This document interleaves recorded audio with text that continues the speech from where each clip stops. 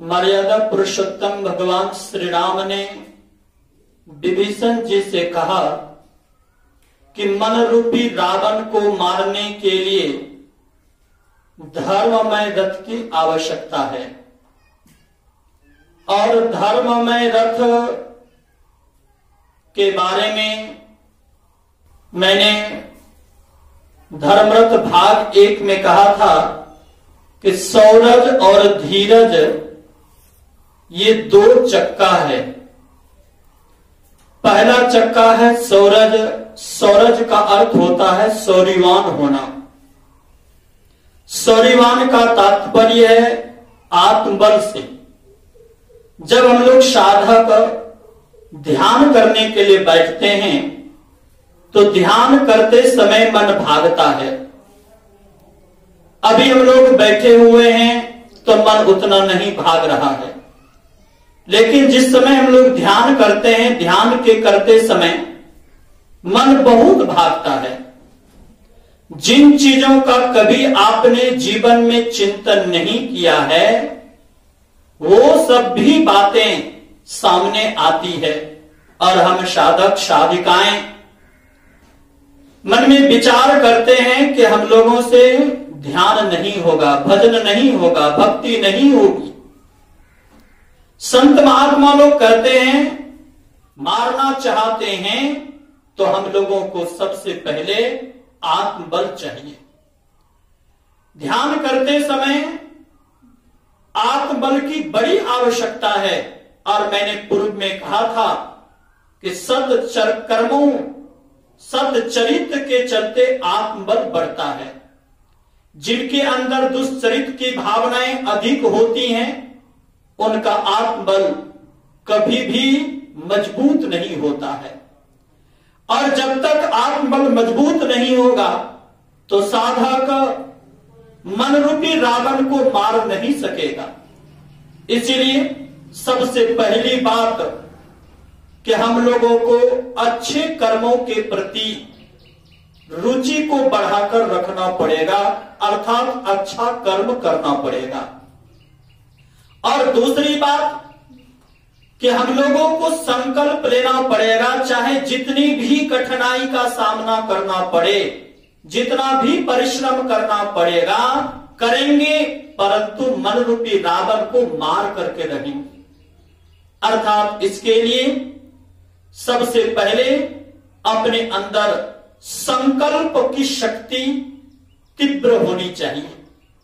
जब हम लोग ध्यान करने के लिए बैठते हैं तो मन भागता है, और जब मन भागता है तो हम लोग बेचैन हो जाते हैं। संत महात्मा लोग कहते हैं कि मन को रोकना है और रोकने के लिए बड़ी हिम्मत की आवश्यकता होती है। मन भी हमारा आपका शत्रु है। मन हमारा आपका शत्रु है, और जब शत्रु के सामने में हम लोग जाते हैं, यदि उनको देख करके पहले से ही भयभीत हो जाते हैं तो संत महात्मा लोग कहते हैं वो शत्रु को कभी भी जीत नहीं सकेंगे। ठीक उसी तरह यदि अपने मन को बस में करना चाहते हैं तो पहले ही हम लोग यदि मन से घबरा जाएंगे, इतना मन भागता है, इतना मन बेचैन रहता है, इतनी परेशानी होती है, हम मन को कैसे जीत पाएंगे? अर्थात ध्यानाभ्यास करना छोड़ देते हैं, मनोनिग्रह करना छोड़ देते हैं, तो संत महात्मा लोग कहते हैं कि कभी भी मन को जीत नहीं सकेंगे।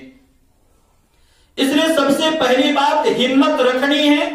किसी भी परिस्थिति में रह करके हम आपको ये संकल्प मन में लाना है कि चाहे जितनी भी कठिनाई आ जाए, जितना भी परिश्रम करना पड़े, परंतु मन को जीतना है, जीतूंगा।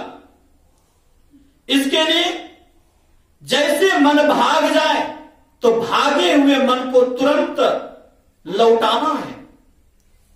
जैसे कभी आप के सामने में कोई आपका दुश्मन है और दुश्मन को बहुत सारे दुश्मन हैं और दुश्मन को आपने देखा और उनको देख करके पहले भयभीत हो गए, पीठ दिखाकर भागने लगे या पीछे मुड़कर अपने साथियों की प्रतीक्षा करने लगे, तो क्या ऐसे दुश्मन को जीत सकेंगे?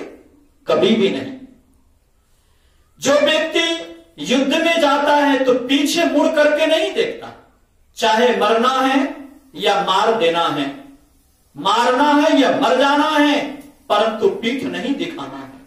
जो ऐसा संकल्प लेकर के युद्ध भूमि में जाते हैं उनकी जय होती है, उनकी विजय होती है और उनकी यश की पताका फहरती है। लेकिन जो व्यक्ति दुश्मनों की संख्या को अधिक देख करके पीछे मुड़कर भाग जाता है, पीठ दिखा देता है, संत महात्मा लोग कहते हैं उनको कभी भी शूर नहीं कहते, वीर नहीं कहते हैं, उसको कायर कहते हैं। हमारे गुरुदेव ने भी कहा, आओ वीरो मर्द बनो, अब जेल तुम्हें तजना है, मन निग्रह के समर क्षेत्र में सन्मुख फिर डटना है। गुरुदेव ने कहा कि मर्द बनो, साहसी बनो, वीर बनो। वीर इसीलिए कि जब हम लोग ध्यान करने के लिए बैठते मन भागता है, तो भागे हुए मन के साथ आपको लड़ाई करनी है, युद्ध करना है। अर्थात जैसे मन भागे तो भागे हुए मन को तुरंत पकड़ पकड़ करके लगाना है। गुरुदेव ने कहा, जहां जहां मन भगी जाए ताही से तत्क्षण फेरी धिये में लगाइए आपन। जैसे जैसे मन भाग जाए तो भागे हुए मन को पकड़ करके अपने लक्ष्य में लगाना है, ध्येय में लगाना है।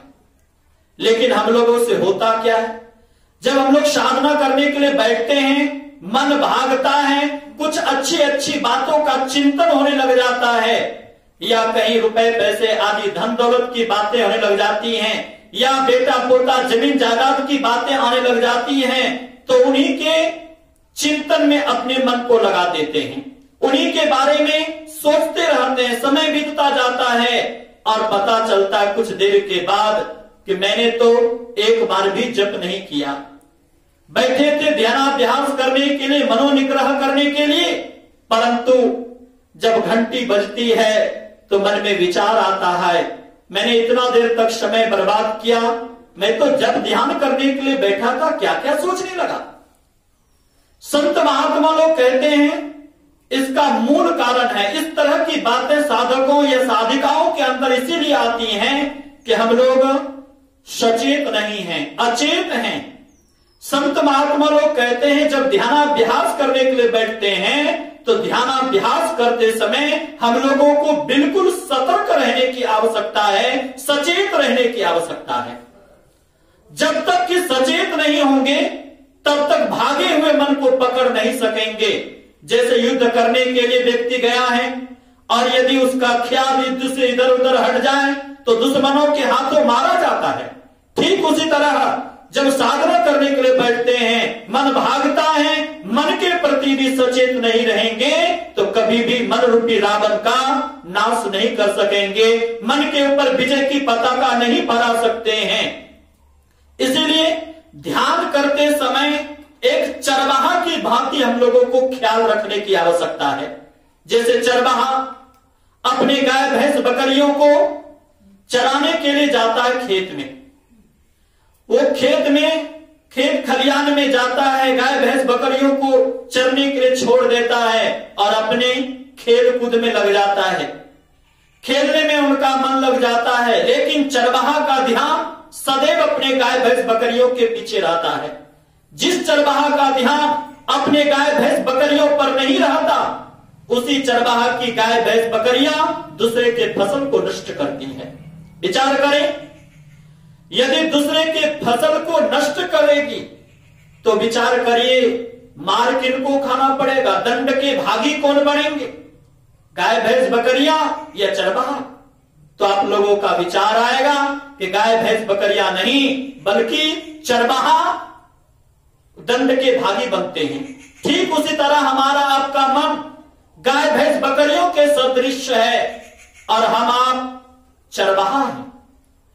यदि हम आप अपने मनरूपी गाय भैंस बकरियों के पीछे से अपने ध्यान को हटा देंगे, अर्थात संसार के विषयों में मन को लगाकर रखेंगे, रूप रस गंध स्पर्श शब्द इन्हीं पंच विषयों के रसास्वादन करने में अपने जीवन के लक्ष्य को, जीवन के कर्तव्य को छोड़कर ध्यान करने के लिए बैठे थे, मनोनिग्रह करना था, मन के प्रति सचेत रहना था, लेकिन मन के प्रति सचेत नहीं होकर अचेत रह जाएंगे, विषयों में ही अपने मन को डुबा कर रखेंगे, संसार के वस्तु व्यक्ति के प्रति अपने मन को लगा कर रखेंगे, तो संत महात्मा लोग कहते हैं कि कभी भी मन के ऊपर विजय की पताका नहीं फहरा सकते हैं। इसी काम को करने के लिए बारंबार अपने मन को अपने लक्ष्य में लगाकर रखना है। जैसे मन भाग जाए तो भागे हुए मन को पकड़ करके तुरंत अपने लक्ष्य में लगाना है। गुरुदेव ने कहा जहां जहां मन भगी जाए ताही से तत्क्षण, ऐसा नहीं कि कुछ देर तक छोड़ दिए सो नहीं, जैसे मन भागे तो भागे हुए मन को तुरंत पकड़ करके लगाइए लक्ष्य में, जब जब भागे। इसके लिए हम लोगों को अचेत नहीं सचेत रहने की आवश्यकता है, सतर्क रहने की आवश्यकता है, और जब तक सतर्क नहीं होंगे तब तक कभी मन को कभी समेट नहीं सकेंगे। इसलिए हम लोगों को सबसे पहले सचेत रहना है। और दूसरी बात, मन को बारंबार अपने लक्ष्य में कौन लगाएगा? कौन व्यक्ति लगा पाएगा अपने मन को? जिनके पास की हिम्मत है, आत्मबल है। आत्मबल जिनका मजबूत होता है वही साधक, वही साधिकाएं अपने भागे हुए मन को पकड़ पकड़ करके लगा सकेंगे। जिनका आत्मबल कमजोर है, हिम्मत नहीं है, शौर्य नहीं है, तो संत महात्मा लोग कहते हैं वे कभी भी रण को जीत नहीं सकेगा। इसलिए मन रूपी रावण को मारने के लिए सबसे पहली बात, जिस धर्म में धर्म रूपी रथ का पहला चक्का है सौरज, और सौरज का अर्थ आत्मसाहसी होना, अर्थात मन को जीतने के लिए सबसे पहले आत्मसाहस की जरूरत है, हिम्मत की जरूरत है। जब तक हिम्मत नहीं आएगा तब तक आप साधना में तरक्की नहीं कर सकेंगे। आत्मबल बढ़ेगा तो आपके अंदर धैर्य की क्षमता बढ़ेगी।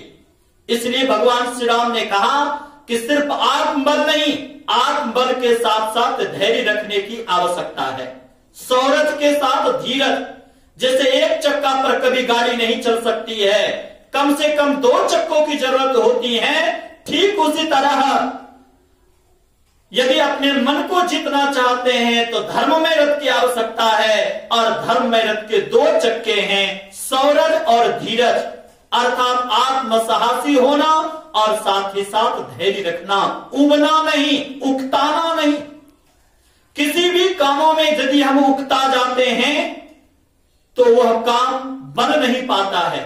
ठीक उसी तरह साधना करने के लिए भी आत्मबल के साथ साथ धैर्य रखने की आवश्यकता है। जिसके पास धैर्य है उसके पास आत्मबल है, जिनके पास आत्मबल है उसके पास धैर्य है।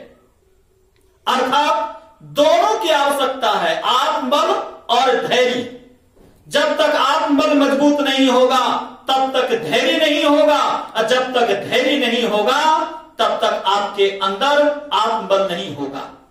ये दोनों चक्रों का परस्पर समन्वय है। ठीक साधकों को भी आत्मबल के साथ साथ धैर्य रखने की आवश्यकता है। कभी ये नेगेटिव विचार नहीं आना चाहिए, नकारात्मक विचार नहीं होना चाहिए, ये काम हमसे नहीं होगा, या ये काम बाबा जी लोगों का है, ये काम किसी और व्यक्तियों का है, ये काम हमसे नहीं होगा। ये कायरता है। यदि आपके अंदर नकारात्मक विचार आता है तो स्वाभाविक आपके अंदर से धैर्य की संपत्ति समाप्त हो जाएगी। परम पूज्य महर्षि शाही स्वामी जी महाराज ने कहा, उबिए नहीं। किसी सुभाषितकार ने बड़ा अच्छा कहा, उबेंगे सो डूबेंगे, जो उबेंगे नहीं सो ही उबरेंगे। अर्थात जो उब जाएंगे, उकता जाएंगे, वे कभी भी साधना में तरक्की नहीं कर सकेंगे। इसलिए साधना में तरक्की करने के लिए आत्मबल के साथ साथ धैर्य। कैसा धैर्य?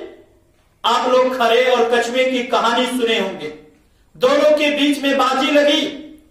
खरे ने बड़ी तेजी से यात्रा आरंभ की, लेकिन बीच में विश्राम करने लगे। खाया पिया विश्राम किया, फिर यात्रा की। लेकिन कछुए ने यात्रा आरंभ की तो धीरे धीरे चलते रहे। समय से पहले गंतव्य स्थान पर कछुए पहुंच गए, जबकि खरे बहुत पहले यात्रा किए, तेजी से यात्रा किए, लेकिन समय से पहले नहीं पहुंच सके, पहले पहुंचा कछुआ। ठीक उसी तरह हम लोग भी जब साधना करने के लिए बैठते हैं, 2-4-10 दिनों तक तो बहुत तेजी से साधना करते हैं, फिर चाल धीमी हो जाती है, लक्ष्य से हम लोग मुड़ जाते हैं। संत महात्मा लोग कहते हैं जो लक्ष्य से मुड़ेंगे और अपने अंदर की आत्मबल को, आत्मशक्ति को, संकल्प की शक्ति को यदि कमजोर कर देंगे तो कभी भी साधना में तरक्की नहीं होगी। इसलिए गुरुदेव ने कहा मर्द बनो। अब कहेंगे हम लोग माताएं हैं तो मर्द कैसे बनेंगे, तो सिर्फ मर्द ही भक्ति कर सकते हैं, मन को जीत सकते हैं, सो नहीं। मर्द तो उसको कहते जिनके अंदर पुरुषार्थ हो, जिनके अंदर आत्मबल हो, जिनके अंदर शौर्य हो। आप लोगों ने सुना खूब लड़ी मर्दानी, वो तो झांसी वाली रानी थी। मर्दानी शब्द का प्रयोग किया, क्यों? क्योंकि उनके अंदर शौर्य था, उनके अंदर आत्मबल था, उनके अंदर हिम्मत थी। इसलिए हम लोगों को ध्यान करते समय इन दोनों बातों को रखने की आवश्यकता है, मन में विचार करने की आवश्यकता है। अर्थात सौरज के साथ धीरज, धैर्य रखेंगे तभी हम लोग साधना में तरक्की कर पाएंगे। श्री सद्गुरु महाराज की जय।